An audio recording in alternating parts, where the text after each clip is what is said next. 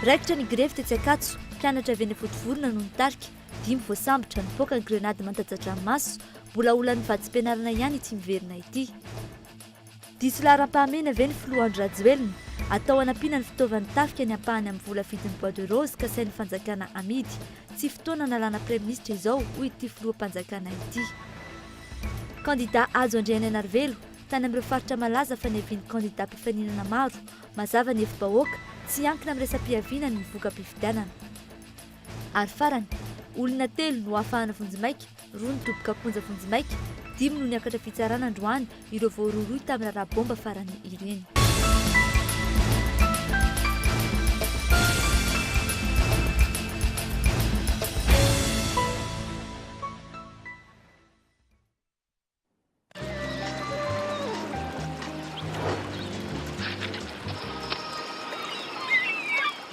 Good ride andramo fa tsy ho maty antoka ianao. Good ride pneu tsara kalitao mampilamina ny dy mety amin'ny karazan-dalana rehetra. Goudron lalatany lalana be vatovato misy amin'ny rehefa izay ilainao. Ho an'ny fiaratsotra manomboka amin'ny 3,7 ariary, minibus sprinter manomboka amin'ny 2,5 sy 1 ariary, fiara vaventy manomboka amin'ny 7 sy 3 ariary. Hitanao manderana Madagasikara, Antananarivo, Tekno, Neuse Center 67 hectares. Good ride mandeha ampilaminana.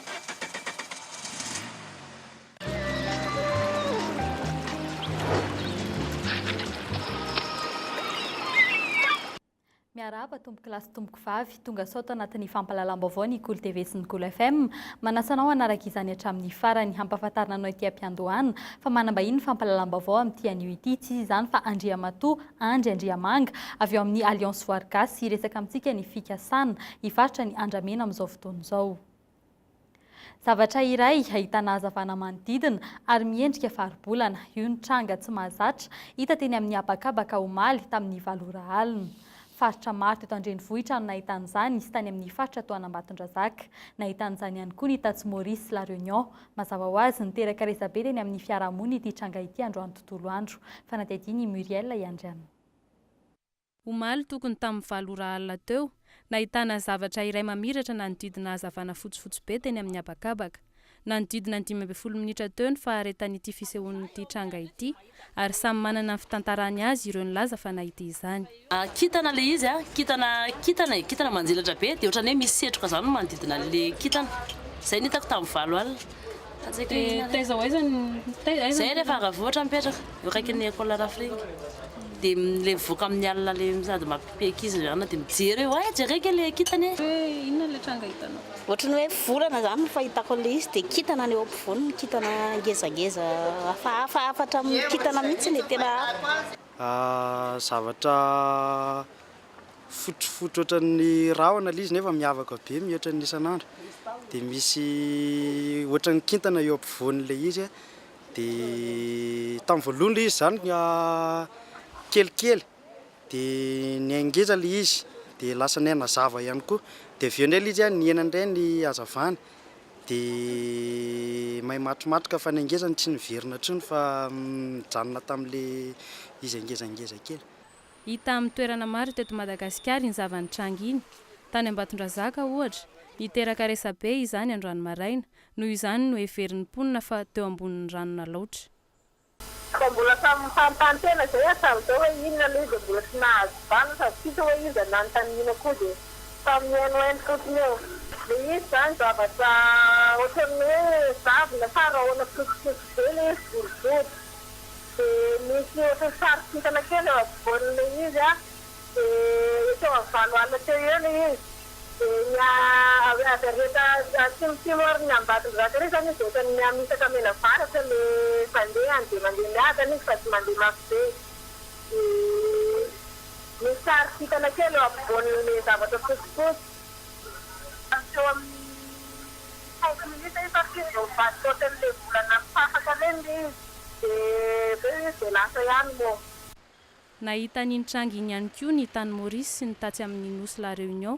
Ho an'ny teto Andrenivohitra kosa, mirakitra karazam-pinoana sy niteraka tombatombana samihafa ity tranga omaly alina ity. dia tsy fantatra hoe fieritreretako anazy zao zany mieritreritra sao dia ohatrany hoe zanabolana avy any disidisy lalana any ve dia nandeha sa ohatrany hoe extraterrestre ve zany scoop tsy fantatra tsony sarotra be zany aloha manazava an'ilay izy satria le izy ilay action-lay izy tsy dia hoe ela be loatra. Efa manakaiky ny fahatongavan'i Jesosy fa farandro fambarany farandro satria efa 3 taona taty aorianan'ny ady lehibe fitrangan-javatra tamin'ny ady lehibe anankiroa ny sesy dia izao zany ny ady fahatelo sady farany trano eto ambony tany amin'ny fahatongavan'i Jesosy dia efa akaiky zany farandro. Eto amin'ity zavatra ty asa zany na hitondra soa na hitondra ratsy fa dia samy mieritreritra ka aloha fa olombelona eto amboniny tany fanahy masina. Ahoana ny tenenana amin'izay fanahy masina? Mazava be zany madama satria zao ny any amboniny midika famborenana fahefan'Andriamanitra dia mampiseho ny heriny izy mampiseho ny heriny izy ny fahazavana. Tsy fantatra mazava tsara na rahona sy kintana na volana no seho teny amin'ny habakabaka. Tranga iray miseho rehefa vanim-potoana manasara taona toy izao izay nanamarika ny fiovan'ny toetrandro ireny raha ny fanazavana ny manam-pahaizana.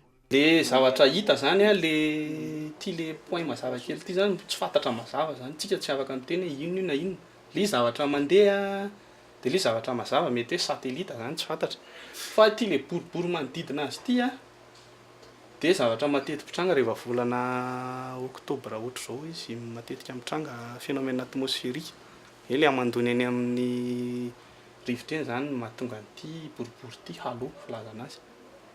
Dia rehefa volana ohatra izy matetika misy izy hoe halo solaire, misy izy amin'ny volana dia ity zao tsy fantatra hoe zavatra mazava fotsiny dia misy an'iny. Izy mety hoe satelita dia mahatonga azy hita maso tarafin'ny masoandro le satelita dia mazava.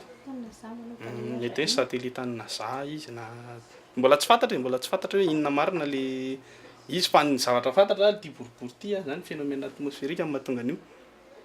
Dia rehefa ohatra zao intersaison ivadika norana dia misy rahona manify kely le ambony eny dia ino no mahatonga an'ity zavatra ity boribory ity. Tsy zava-baovao fa azo azavaina tsara araka izany iny zavan-tranga iny. Raha toa ka endrika isehon'ny hery tsy hita maso maro samihafa ho an'ny olon-tsotra maro matetika manodidina ny masoandro na ny volana no efa ahitana karazana hazavana tahaka ireny. Eo amin'ny tontolon'ny fifidianana niavaka ny fampielezan-kevitra nataony kandida ajo tany Tuléar omaly alahady.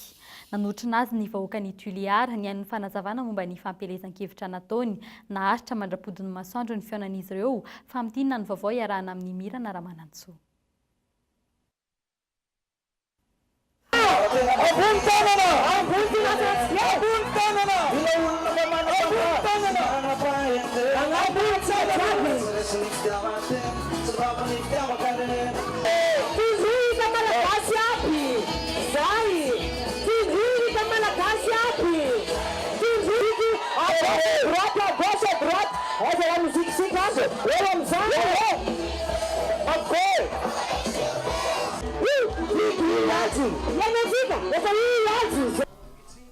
Noporofon'ny vahoaka ny Tuléar teto fa efa niova ny fijerin'izy ireo ny mpanao politika ary tsy miankina amin'ny resam-piaviana ireny intsony ny fampandrosoana takian'ny vahoaka sy ilain'izy ireo maika amin'izao toerana misy an'i Madagasikara izao. Maro ireo kandida filoham-pirenena avy aty amin'ity faritra atsimo nosy ity fa tsy mbola nisy nahavory olona be maro tahaka izao teto an-tampon-tanàna ny Tuléar, miteny ho azy ny sary. Gn'asan'isany himasoan'ny lehilahy io lafa iro avy eo dia ny famoronana asa ho antsika tanora raiky zay. Magnaraka an'izay ho antsika mpianatsy mpanabe ny tegnako zao anisany hataon'Andriamantoa filoha vaindohan-draharaha ny fanabeazana na ny fanabeazana fototra na amin'ny ambaratonga faharoa io indrindra fa eny amin'ny ambaratonga ambony. Maro ny mandalo, misy raiky zay nandalo leto manao an'izao hoe tahiona tegna.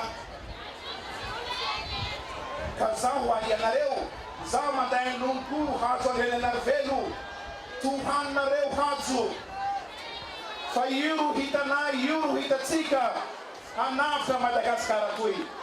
Tandemo tsy no haratsy, tandemo tsy no haratsy, tsy no hazo ny fery vahoaka anareo. atsika laharana fahely na roatsika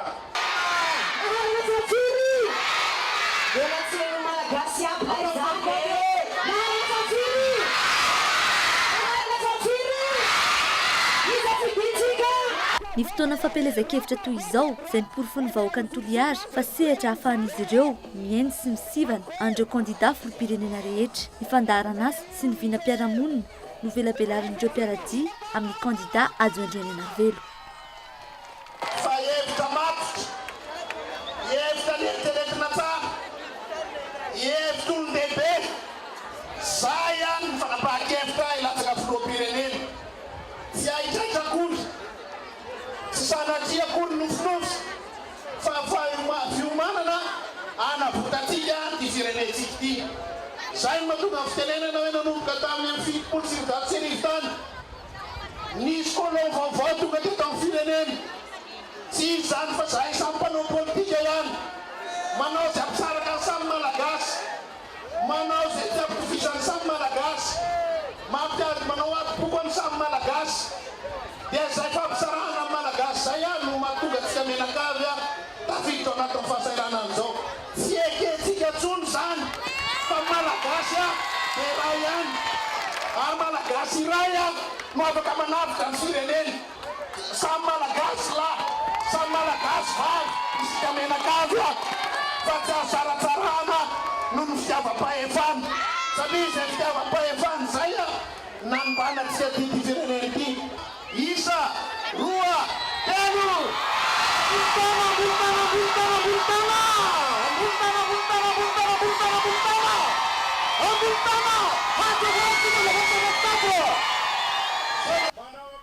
nanomboka folakandro naharitra hatramin'ny mody masoandro ny fiarahana na dia efa nisafisafy vovonana aza ny aizina teto nitondra fanazavana ho an'ny pon'ny Toliara ny fandresen-dahatra nety kandida Adjoint-Ndry Navelo mantery ny zava-dehibe nazava ny soro-dalany vahaolana ho an'ny firenena entiny. Malagasy miara-miainga mitovy tsika isaka ny faritra rehetrarehetra mitovy tsika isaka ny commune rehetrarehetra mitovy tsika isaka ny tokantrano rehetrarehetra zay no afahan'ity firenena ity mandroso amin'izay ka raha voniny nareo a say izay a tsy maintsy ataotsika zay ampiray malagasy a afahan'ity firenena ity mandroso amin'izay zay ny fanofana hoentiny eto amin'ny firenena ok zay a ny fampisarahana ny malagasy ok zay a fanavakavahana no ny fitiavana fitondrana fa ny malagasy a tsy miandrana fa ty zavatra tokana dia ty firenena ty mandroso a mba ho tombotsoa tsy menakavy a retaranaka fara-mandivo reto zay ny fanarahantsika zay ny titsikapela fanjakana ray aman-dreny nipetraka ny fifampitokisana nifanosina tamin'ny vahoaka sy ny tanorany Toliara hiajo malarivo nahitsy ny fomba fiteny nahitsy ny fandaharan'asa nandresen-dahatra ny mpifidy nazava ny lahara-pahameny raha ny fihetsika sy ny fifampitokisan'ny mponina Toliara tamin'ity kandida ity ny fahatsoram-po sy ny fahitsiana ny fandraisan'izy ireo tsy mitombina ny filazana fa sarotra ny azon'ny kandida Adjoint-Ndry Navelo ny fon'ny mpifidy any amin'ny faritany tahaka ny resabe izay voizin'ny kandida hafa ankehitriny ny masoandro nodiny nampalahelo.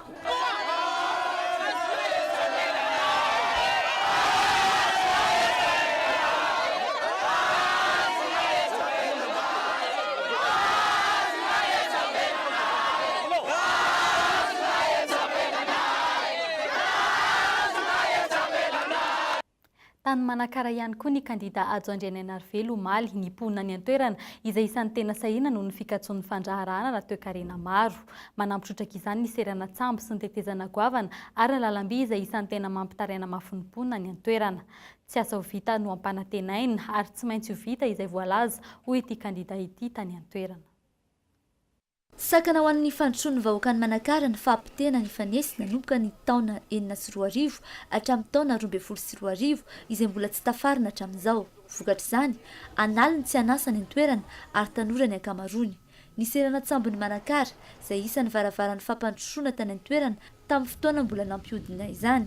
Ny lalam-by izay mampifandray ny Fianarantsoa sy Manakara izay ankina ny famoaham-bokatra fa indrindra ny fivezivezen'ny mponina ary ny fahasimban'ny pont Manakara be efa ho 20 taona izao no mampikatso ny fiainam-ponina. Maty aby ny usine eto satria noho ny ty porty izay antoko ny vahoaka mihitsy maty izy amin'izao fotoana izao ka dia mangataka anao zany président mba ho lany dia hanokatra an'ity serana samby ity da sahirana tokoa tsy hoe mipony tapaka ity sisy ny raiky fidiram-bola efa iahy tamin'ny teo zany tamin'ity mbola sy tapaka tamin'ny 2 août da mandeha tokoa tsy ny fivarotana tena letra natapaka an'io point zany anay zao da tena simba misy tsy asa posina ity satria tena mizaly misy anay zany satria momba ry ampombelery daholo le olona mararaka izany ny distrika Manakara efatra amin'ny taona 9 no niomby io aretina io saingy tsy hitany fitondram-panjakana ka lasa dino hatrany tamin'ny fampandrosoana tsy afaka mivoatra ty firenena ty ratsy ny tsiraray avy amintsika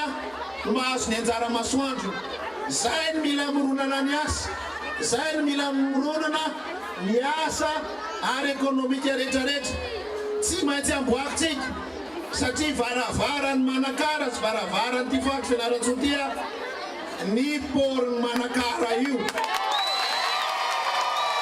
nakely aza ny teo ampelantanana teo anivon'ny primature lefitra no tantaniny teo aloha maro no vita ka eotra lavitra noho izany no tanterahina ho ny candidat i Manakara raha teo efa voapirofo fa ny ankinany am-pirenena no nifanana ny seranatsambo nisy fotoana teto amin'ny tantaram-pirenena raha ohatra Manakara tsy teo sahirany Madagasikara ray manontolo tamin'ny fahamatsiana solika tsy hoe rehefa vita kory ny ilana amin'ny Manakara dia avelana izy tsy azo ekena zany ary zay mihitsy ny tsy ekena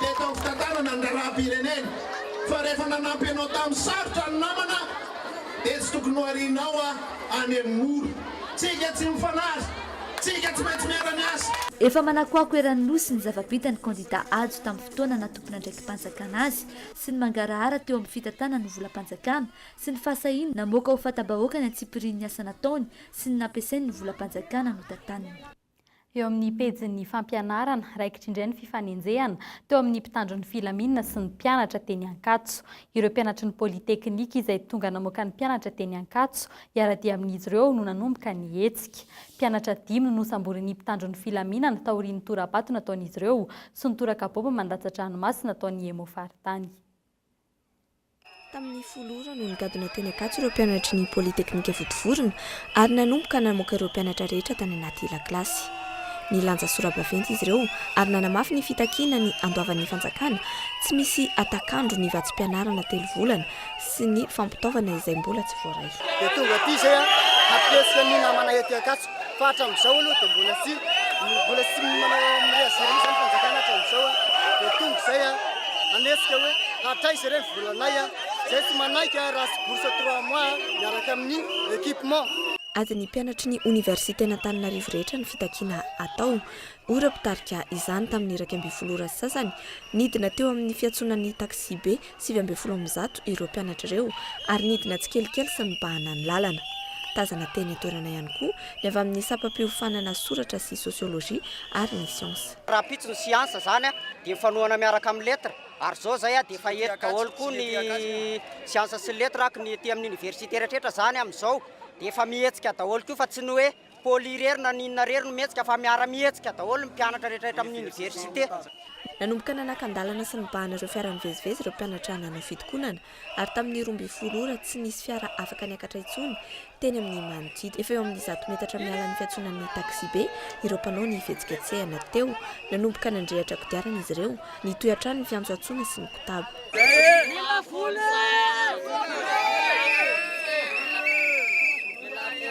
tamin'ny 2 ora sy fahefany no nigadina teny atoerana ny mpitandron'ny filaminana efa vonona tamin'ny fitaovana fitifirana bomba mandatsa-dranomaso vao tonga nefa izy ireo dia niriotra nitsoaka ireo mpianatra ary niafina tany amin'ny faritry ny université avy eny izy ireo no nitoraka ireo mpitandron'ny filaminana ivelan'ny tamboho 17 minitra avy eo nanomboka ny fitifirana bomba mandatsa-dranomaso tsy nampiamitra ireo mpianatra izany fa nitoy hatrany ny torabato tamin'ny 3 ora vao nilamin-damin-dratsy ny tanàna ary nanomboka ny lefitra ireo mpianatra nosavaina avokoa ny tanan'ireo mpianatra nivoaka ny faritry ny université ka tovolahy 5 izay efa azo ny mpitandron'ny filaminana sary anisan'ireo ny torabato no voasambotra nentina natao fanadihadiana izy ireo tamin'ny 4 ora tolakandro vao niverina tamin'ny laona ny filaminana teny Ankatso Eny Ankatsoiny dia nisaviritaka ny tanàna. Isan'ireo nahita faisana tamin'izany ireo taksi be izay nitaraina ho simba fidiram-bola noho inihetsika iny saika raikitra ny ady teo amin'ny rotonto fanadihadiana. Raikitra ny fifamaliana teo amin'ny mpitatitra sy ny mpianatra mpanao grevy. Vao nahita ireo mpianatra nivoaka ny faritry ny Université Sofera sy Rezevera dia niakatra hatezerana ary nilaza fa tsy maintsy hiasa eo amin'ny fiantsonana. Nanantona avy hatrany ireo mpianatra ny mpitatitra, nanomboka teo ny fifampirarahana ary niangavy ireo mpitatitra ny anaovana ny hetsika lavitry ny toeram-piasan'izy ireo.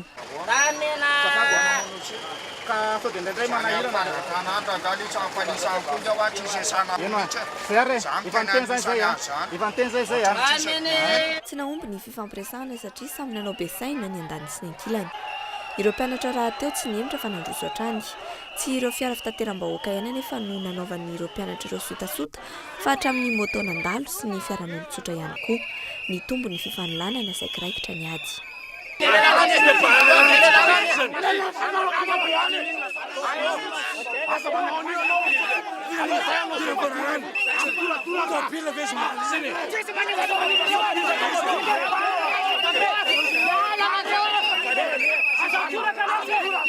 Samy nazo ny anjarany tamin'ireo mpianatra avokoa ireo fiara rehetra nandalo nisy tamin'ireo taksi be no voakapokapoka na koa no sakanana tsy handeha nitaraina ireo mpitatitra. Tena karama zao bloqué zala zao tsy avela miakatra amin'ny reny taxi be nefa any ny voyageur ny anay zany no tena marina asanay io nefa zao jerevo tsara zao be dia zao hoe dia afinaritra aminareo dia aiza zany ny mpianao nefa ny avany avodivorona ozy nareo tonga aty makaty resaka vola nefa n'izay zany dia ahoana zany rehefa lasa avokoa ireo mpitandro ny filaminana sy ny mpianatra tamin'ny efatr'ora vao niverina ihany koa ny filaminantsain'ny mpitatitra sy ny mpampiasan'ny lalana rehetra. Mbola tantara mitoy anefa ity raharaha ity satria ireo mpianatra dia nilaza fa tsy hijanona intsony raha tsy mivaly ny fitakian'izy ireo. Pejy afa kosa indray na dia eo aza ny tsy fitovian-kevitra ho ny filohan'ny tetezamita Andry Rajoelina androany dia tsy fotoana tokony hanoloana ny Praiministra Omer Berzika amin'izao fotoana izao. Io ny fanazavana nentiny taorian'ny fanontanian'ny mpanao gazety nandritra ny tatitra fohy nataony momba ny dian'ny farany tany New York Etazonia ka nandraisan'ny fitenenina teny amin'ny pilipitra ny firenena mikambana. Fanazavana. Ataoko angambany fa amin'izao vanim-potoana akatoko ny fifidianan'izao tsy ao anatin'ny hevitra tsy mitovy no andehantsika andovana zavatra betsaka fa dia nitanjona iraisany rehetra zao dia ny hoe firotsona makany amin'izay fifidianana zay. Ka ataoko angambany fa tsy dia fotoanany loatra zao raha tsy hoe misy zavatra hafa mitranga mihitsy ny amiko fa raha amin'izao aloha raha ny toedraraha dia tsy fotoanany no andovana na mpikambana amin'ny gouvernement io na ny praministra ihany. Fa isan'ny nanehoan'ny filohan'ny tetezamita hevitra ihany koa ny momba ny fikasany ny fanjakana malagasy sy fatra ny Bois de Rose ankehitriny. Nambarany androany fa hisy ampahany ametrahana fandriampahalemana amin'ny fifidianana sy hanampiana ny fitaovan'ny tafika malagasy ny vidin'ireo Bois de Rose ireo ary tolom-pidy iraisam-pirenena no hanaovana ny fomba hivarotana izany. Maro ny fanontaniana mipetraka momba izany. Manambahiny indrindra sika ankehitriny ny mpandrindra nasionaly ny Alliance Voary Gasy Andriamatoa Andry Andriamanga miarabanao tompoko. Miaraba-tompoko. Arak'izay efa nolazaina teo izay nisy ny lahateny nataon'ny filohan'ny tetezamita mahakasika ny fikasana hivarotana ny Bois de Rose. Fotoana ve izao tena mety hirosoana amin'izay hoe fivarotana ny stokna Bois de Rose misy eto amintsika izay. Mampiavaka an'ity resaka Bois de Rose ity dia ny tsao mandeha eo aminy. Raha anisan'izany hoe ny atafidiran'ny olona ambony zany amin'ny raharaha Bois de Rose. Ka raha ataontsika ao anatin'ny vanim-potoana fifidianana ilay izy dia vao maika angamba ny hamafy ireo tsao ireo. Ary tsy mahatsara ny endriky ny firenentsika zany ary tsy mahatsara koa ny endriky ny mpitondrantsika. Fa ankehitriny zany tokony misy fepetra aloha apetrakitsika. Indrindrindrindra fepetra mba ahafahan'ny ny malagasy tsy vaky volo indrindrindrindra ireo fatra zany zay vian'ireo Bois de Rose ireo ho azo tombontsoa. Izay fepetra zay zany a tokony apetraka aloha zay vao mirositsika amin'ny hoe fivarotana boîte de rose ary tsy vitan'izany ihany koa fa efa safiditsika nametraka an'ireo boîte de rose ireo ao anatin'ny hoe fifanarahany iraisam-pirenena momba ny biby na zava-maniry arovana amin'ny fivarotana azy eo amin'ny sehatra iraisam-pirenena zany dia mbola mitaky koa fepetra maromaro zany ho arahantsika zay vao afaka hoe mirosa amin'izany fivarotana izany isika. Inona kosa ary amin'izao fotoana izao no tena hoe ahiahin'ny Alliance Vargasy? Ny ahiahin'ny Alliance Vargasy dia mifandraika amin'ny le nolazaiko teo ambony ihany le hoe tsy azon'ny malagasy tombony le boîte de rose raha amin'izao fotoana izao no jerevana satria efa nisy inge nivarotra boîte de rose tsika teo aloha fa nisy olona vitsivitsy ary tena vitsy mihitsy 30 teo navela nondrana boîte de rose teto Madagasikara dia nasaina nandoha vola izy ireo nefa tsy nipaika teny fotony le vola azontsika tamin'izany fotoan'androny zany ka ankehitriny zany ny atahoranay dia zay tsy fisiny mangarahary zay ka mila petraka aloha fepetra ary anisan'izany koa mba hitandrovana an'izay mangarahary zay ny fanaraha-maso iraisam-pirenena sy ny fanaraha-maso n'ireo fiarahamonim-pirenena eto atoerana ny ataontsika hoe ny varotra rehetrarehetra ary fandraisana koa ny torohevitry n'ireo zay ataontsika hoe manam-pahaizana efa zatra amin'ny fivarotana anytony arena satria manko ireny zao zavatra tsy ara-dalàna dia natao saisie arena nogazany ireny ny varotana amin'ireny amin'ny sehatra iraisam-pirenena. Raha toa ary ka tsy maintsy hiroso amin'izay hoe fifamarotana ny boîte de rose zay, inona ny lahara-pahamehana amin'ny fampiasana ny vola vidin'ny boîte de rose io? Ny lahara-pahamehana voalohany aloha dia mihoatra ny 500 isan-jato, mihoatra ny 700 isan-jato zany hoe ngeza be amin'io vola io zany dia tokony entina iarovana ny alantsika ary koa entina hampandrosoana eny fotony satria ny fandrosoana no mitetraka fandriampahalemana fa tsy ny fandriampahalemana no enjehantsika voalohany fa ny vahoaka mahantra moa ve afaka ninona eo fa ny fandrosoana aloha dia fitondrana an'izay fandrosoana izay zany no atao hoe lahara-pahamehana fa tsy izao fotoana izao tena tokony hanaovantsika an'ilay izy fa mandry kely tsika mipetraka tsara daholo ny rafitra rehetrarehetra efa misy sosikevitra napetraka ny comité de pilotage mikasika an'io boîte de rose io dia arahantsika izay zavatra izay dia mino fa n'izao tontolo izao ary mankasitraka ny zavatra ataontsika. Eny ary isaoranao nitondra izay fanazavana izay tato anatin'ny fampahalalam-baovao. Ho famaritana ny andraikitra mahalona ny fifanoloanana amin'ny fifidianana mitarika seminera manomboka androany ary aritra efatrandro ny mpikambana rehetra ao amin'ny senita sy ny CES. Ifampiresahana ihany koa ny momba ireo andin-dalàna mirakitra ny fifidianana fanatediany Tovy Rakotondravony. Fanamafisana ny traikefan'ireo andrim-panjakana misana ny fifidianana no atao mandritra ny fiaonany rotota. Ny andraikitra mialoha sy mandritra ny fandatsaham-bato no nimpanany ny lahadinika. Noresahana ihany koa ny fetran'ny andraikitra ho raisin'ny senita sy ny CES manoloana ny fifanoloanana mifandraika amin'ny fifidianana. Ary ny cour électorale spéciale zany no mijery izay olana rehetra miseho. Fifanankalozana traikefa le izy ohatra fotsiny zao ohatra azoko raisina hoe raha ny senita mba milaza amin'ny cour électorale hoe rehefa mahita izay misy zavatra mety mitranga amina bureau de vote azona atao ve ohatra ny mandefa an'ireny dossier reny mialohany amin'zareo mandrapatonga ny document réel tonga aty amin'ny senita ohatra ary eo zany ny samby fampijerena hoe arakaraka ny voalazako teo hoe ny fahitanako ny traikefa ananan'ny firenena hafa zany mba hijerevantsika an'izay zavatra zay ary mba tsy lay olana mihitsy no mahatonga an'izay. Ny CES izay namoaka voka-pifidianana farany sy mandinika ny fitoriana ao aorian'ny fandalovany ny fitarainana eny amin'ny Voamera Mahalotena misahana ny fifidianana. Ny senita ihany kosa izay mikarakara ny fifidianana sy famoahana ny voka-pifidianana vonjomaika. Misy anefa ireo tranga izay tsy voafaritra ka ilaina ny fitsinjarana ny andraikitra. Mba hisiny ilay fampatokisana, mba hisiny ny fomba fijery mitovy zany. Satria ohatra ny misy ny texte zany ohatra hoe texte mivoaka taloha dia hafa indray ny aty afara atao fampitipititra na nareo ary mpanao gazety ary mba fanina amin'ny hoe vao misy texte vaovao indray amin'ny retrait de candidature io zany manoatra amin'ny législative zany. Ireny zany dia ilana hoe fomba fijery mitovy zany izy. Iarahan'ny OIF ny vondrona Europeana ny seminera rendraisan'ireo manam-pahaizana anjara momba ny lalàna avy any Frantsa, Senegal ary Benin izay mizara ny traikefany. Fanarahana maso ny fifidianana avy amin'ny iraisam-pirenena efa tonga omaly teto Madagasikara ireo iraka avy amin'ny vondrona Afrikana misy 540 ho an'ny eto an-toerana kosa indray dia efa niasa izy ireo ary manara-maso ny fampelezan-kevitra fanadediany Tovy Rakotondravony. Misy 500 ireo mpanaramaso avy amin'ny sehatra iraisam-pirenena, 900 avy amin'ny vondrona Eoropeanina, 10 avy amin'ny vondrona Afrikanina izay efa tonga eto Madagasikara omaly, ary asa avy hatrany manomboka rahampitso, ary mbola isany koa 50 avy amin'ny vondrona Afrikanina anampy ireo izay efa tonga, 70 avy amin'ny masovo Amerikanina avy eto Antananarivo, 20 avy amin'ny OIF, 7 avy amin'ny firenena Japonais. Raha ny mpanaramaso ny fifidianana avy eto an-toerana kosa dia misy 5,000 mitsinjara amin'ireo fiarahamonim-pirenena toy ny KMF CNOE, JUSTICP sy ny UNMDH.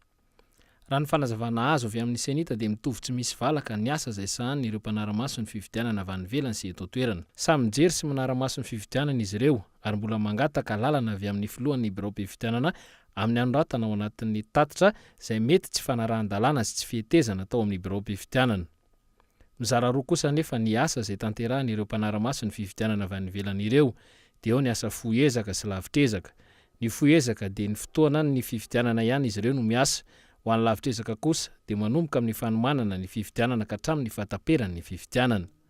Ho an'ny KMF CNOE manokana dia efa misy ny ratsa mangaika an'izy ireo manerana ny distrika sy ny faritra, ka misy 2 ny mpanaramaso ny fifidianana isaky ny birao-pifidianana. Ny observation aloha zany le KMF CNOE dia efa manana ny nombre izy dia izay efa eny amin'ny terrain 110 distrika ankehitriny no misy ny KMF CNOE ary misy mongavoka 110 section ireo dia efa manomboka efa mandeha zany ny fanarahamaso ny campagne électorale sy ny préparatifs électoraux.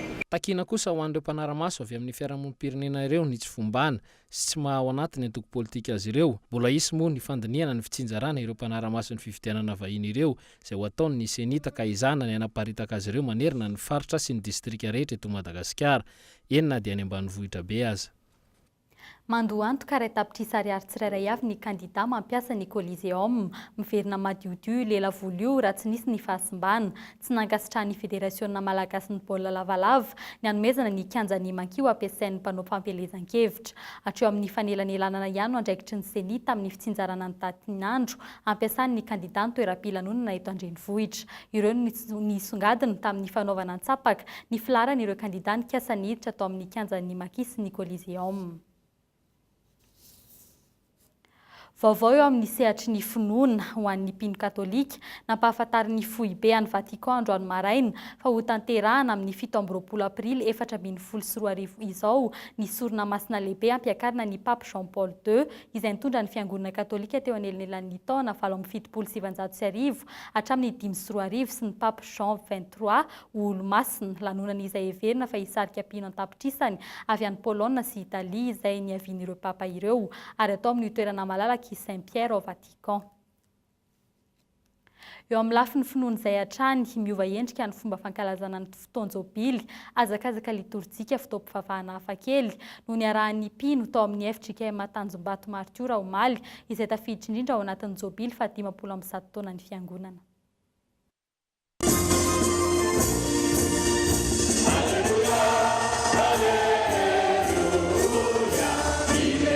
Tsy toy ny isak'alahady ny fitaom-pivavahana natrehan'ny mpino kristiana teto amin'ny FJKM Tanjombato Martiora omaly alahady. Fomba fiakanjo fanaovana fanatanjahantena no nitoviny rehetra niatrika amin'ny fitaom-pivavahana maraina. Nitody amin'ny hazakazaka izay entina hitaizana ny lafiny arabatana ho an'ny mpino izany. Ny zavatra natao androany zany dia nampiarahana zavatra anankiroa. Natsoina ny anarana hoe hetsika liturjika na hazakazaka liturjika. Dia miditra amin'ny valo dia nanomboka tamin'ny fampivavahana dia ilay liturjia. Avy eo nitohizana hazakazaka eto amin'ny kianja misy an'ity Boscoro eto amin'ny Forelo ity. Nanivatsiva ny zone Forelo mirefy 702 metatra ny lalana nodiavin'ireo mpifaninana ao anatin'ny sokajy-taona lehibe sy tanora ary 700 metatra ho an'ny ankizy. Ny laminy izany na teo amin'ny fitandrona filaminana na teo amin'ny vonjy-taitra nanaraka hatramin'ny faran'ireo mpifaninana. Ny ohatran'ny eritreretina ny mpandray anjara satria nahita teo amin'ny 2,000 mahery izay androany raha ny eritreretina hoe eo amin'ny 1,000 na 200 efa 2,000 efa betsaka. Navitrika ny rehetra hatramin'ny faran'izay zandriny indrindra nareo izay heverina fa efa zokinzokiny. Na nisy na tsisy fanomanana manokana nataon'ireo mpandray anjara tamin'ity hetsika azakazaka liturjika ity samy nahazo ny anjara ny rehetra. Tsy mbola nisy famanana misy aloha manokana fa tonga dia nikatoka tamin'io. Izany hoe taloha mbola tanàna skoly ihany. Mafy loha izy tao. Arakaraka kotsana ihany dia vita ao. Telo amby fitopolo taona ny zokiny indrindra tamin'ireo 4 arivo mahery nandray anjara ary 10 taona ny zandriny indrindra. Taoriana hazakazaka dia nozaraina medaly fahatsiarovana 500 taona ny fiangonana ireo nisongadina rehetra.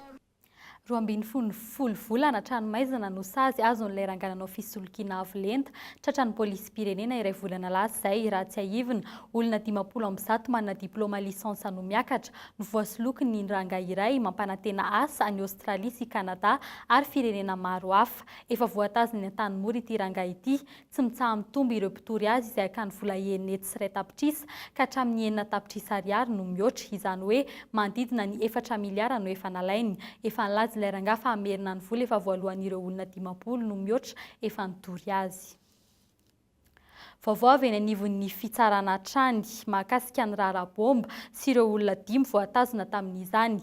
Fantatra fa nohafahana vonjimaika androany ny 3 tamin'izy ireo dia ilay vehivavy iray sy lehilahy 2, ny 2 hafa kosa dia ny tanànamponja vonjimaika. Mbola ao anatin'ny fanadihadiana tanteraka moa ny mpitandro ny filaminana amin'izao fotoana izao.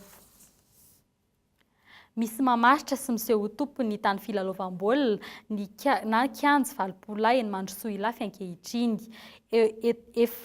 Efa tamin'ny fanjanahantany no fampanjaka izy ity ary natokana ho an'ny tanora sy ny fanatanjahantena ary alavoly ny kianja. Miantso ny tompony andraikitra mahify ireo mponina an-toerana mba handray fepetra entitra mahakasika izany.